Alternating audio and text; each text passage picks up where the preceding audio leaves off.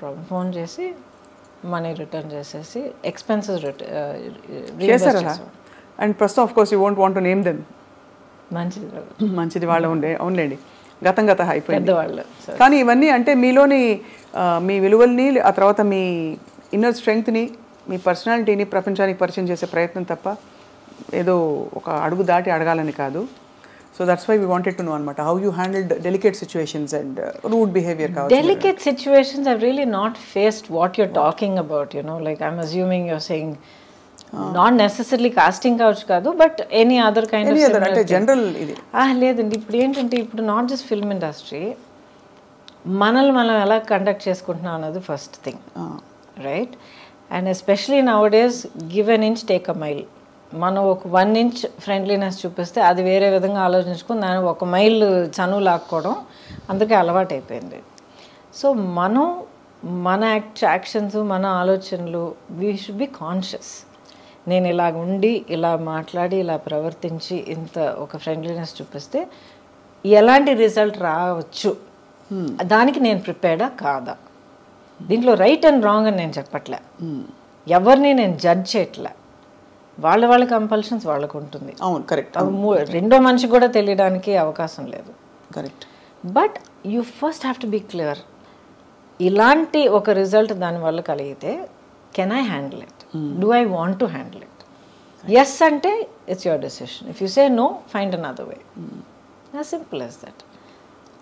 అది కొంతమంది might not like it, other people will get use to it. As simple as that.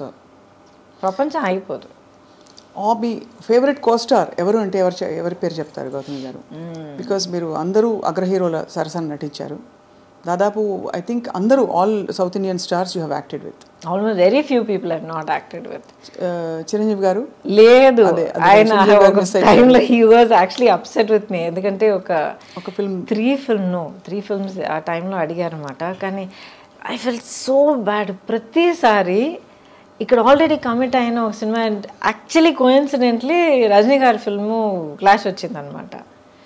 And ఇప్పటిదాకా ఒక film commit అయిపోతే ఏ కారణం కొద్ది కూడా అది ఆ డేట్స్ డైవర్ట్ చేసి ఇంకొకరు కూడా ఇప్పుడు దాకా చేయలే. I last good films, but అలాంటి కాంప్రమైజ్ ఎప్పుడు చేయలే. అది తెలుస్తుంది, మీ ఖచ్చితంగా ఉంటారండి మీరు. మన వల్ల ప్రొడ్యూసర్కి మాత్రం ఇబ్బంది కలగకూడదు. ఒక ఫిల్మ్కి ఆ మర్యాద మనం ఇవ్వాలి. So I feel so bad. ఇవాళ దాకా I feel so bad. Maybe ఆయనకు ఒకరోజు పర్సనల్గా ఎక్స్ప్లెయిన్ చేయడానికి అవకాశం దొరుకుతుంది, but I feel bad. And Balakrishna garu, few people I not worked, otherwise mostly అందరూ వర్క్ చేశాను. వెంకటేష్ గారితో బ్యూటిఫుల్ శ్రీనివాస్ కళ్యాణమే ఉంది, ఐ నో.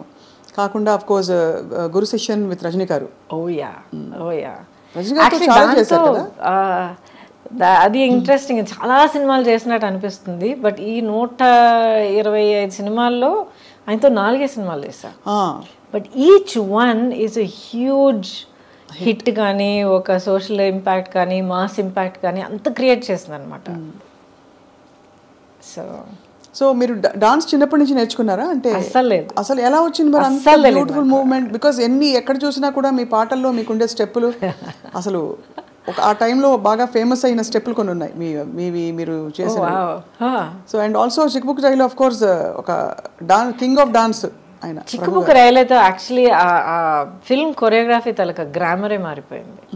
అప్పుడు దాకా ఒక స్టైల్లో వెళ్తూ ఉండింది. ఆ సినిమాలో ప్రభుదేవ అండ్ రాజు సుందరం ఇద్దరు వాళ్ళ నాన్నగారు సుందరం మాస్టర్ గారి గైడెన్స్లో ఫుల్గా మార్చిపారేశారు. అండ్ నాకు అస్సలు డాన్స్ రాదండి, అస్సలు డాన్స్ రాదు. ఎక్కడ అలా అనిపించదు? ఎక్కడ మీరు +2 చదివేటప్పుడు అందరూ నేర్చుకునేటట్టు నేను కూడా కూచిపూడి క్లాస్కి వెళ్ళేదాన్ని. బాలాక్క టీచర్ అక్కడ బ్యాక్ కొట్టి ఒక పాస్చర్ తెప్పించి బేసిక్స్ అంటే నేర్చుకున్న తర్వాత ఇండస్ట్రీకి వచ్చేసా. I never knew how to dance at all. చేసి చేసి చేసి చేసి నన్ను ట్రైన్ చేసుకున్నాను. బేసిక్లీ రిథమ్ అంటే ఏంటి, మూవ్మెంట్స్ అంటే ఆ బాడీ మూవ్మెంట్ అంటే ఎలాగా, బాడీ అనేది ఒక నార్మల్ యాక్షన్ సీన్ నుంచి ఒక సాంగ్ సీక్వెన్స్కి ఎలా మనల్ని మార్చుకోవాలి. బికాస్ వర్కింగ్ సో మచ్ అండి, 24 అవర్స్లో మనం ఆల్మోస్ట్ 18 అవర్స్ నేను సెట్లో ఉండేదాన్ని. డైలీ 2 షిఫ్ట్స్ వర్క్ చేసేదాన్ని. సో అంత వర్క్ చేస్తున్నప్పుడు అది ఆల్మోస్ట్ ఒక బ్రీదింగ్ లాగా అయిపోతుంది మనకి. సో మరి అందుకనే బహుశా మీరు అంత అజైల్గా కనిపించేవారు స్క్రీన్ మీద. యువర్ సో అంటే ఎలా చెప్పాలి, ఫ్లూయిడ్గా ఉండేది మీ పర్ఫార్మెన్స్ అంతా కూడా. Thank you for that.